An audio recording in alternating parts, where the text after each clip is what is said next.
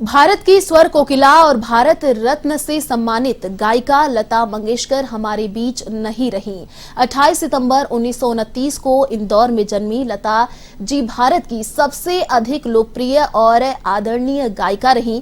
उनकी सुरीली आवाज हिंदुस्तान के लोगों के दिलों में गूंजती रहेगी। आपको बता दें कि स्वर कोकिला पिछले कई दिनों से मुंबई के ब्रिच कैंडी हॉस्पिटल में एडमिट रहीं। इस बीच उनके चाहने वालों ने उनकी सलामती की दुआ की, लेकिन होनी को कुछ और ही मंजूर था और 92 साल की उम्र में लता जी हमेशा हमेशा के लिए हमसे दूर हो गईं।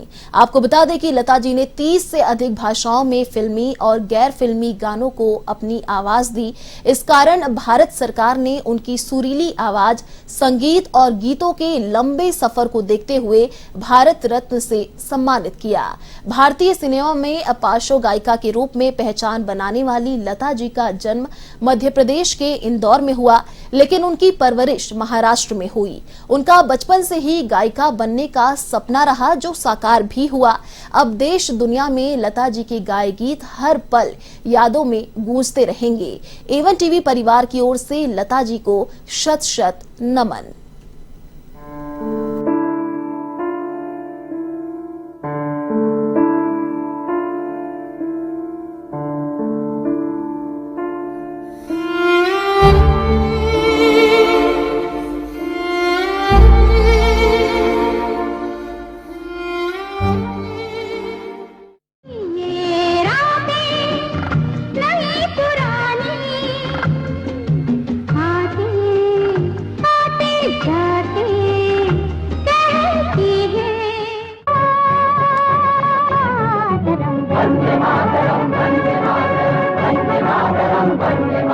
कहीं दीप जले कहीं दिल, जरा देख ले आकर परवाने, तेरी कौन सी है मंजिल, कहीं दीप जले कहीं दिल।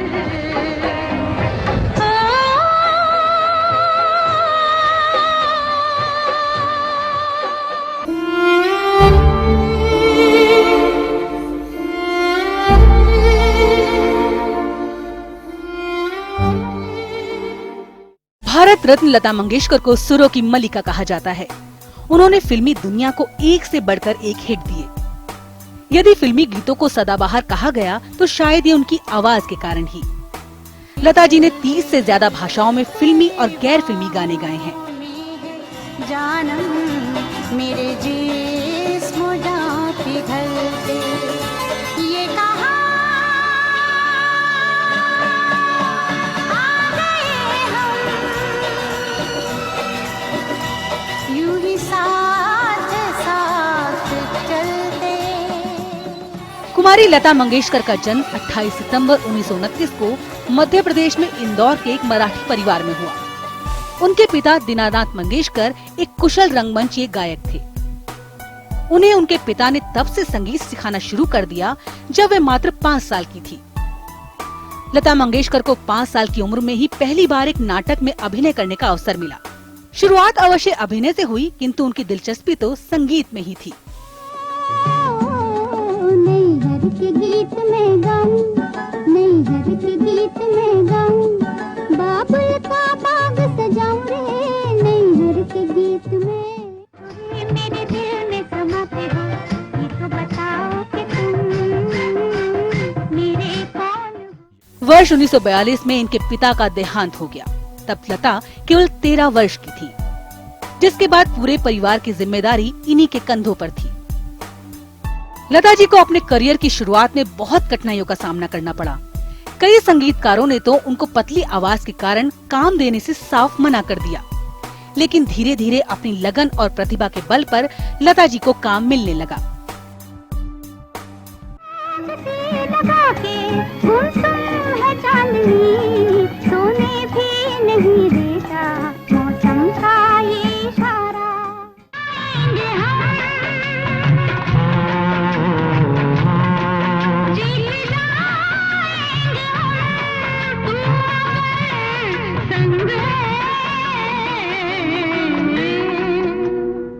जिंदगी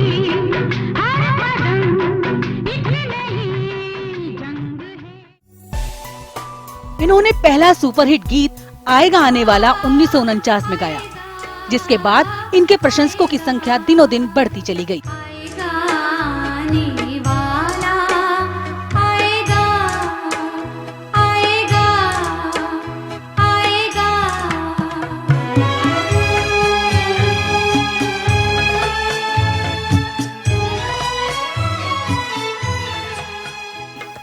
फिर एक ऐसा वक्त आया जब सभी संगीतकार अपना गाना लता जी से ही गवाना चाहते थे।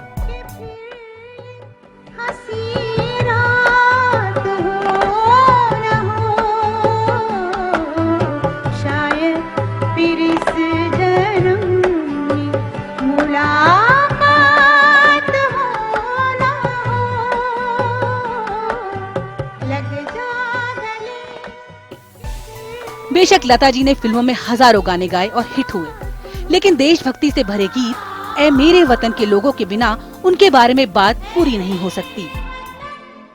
मेरे वतन के लोगों, जरा आँख में भर लो पानी, जो शहीद हुए हैं उनकी जरा याद करो कुर्बानी। मेरे वतन के लोगों, जरा आँख में भर लो पानी, जो शहीद हुए हैं उनकी जरा याद करो कुर्बानी। टूटे गाए मल्हार, निंदिया से जागी बहार, ऐसा मौसम देखा पहली बार।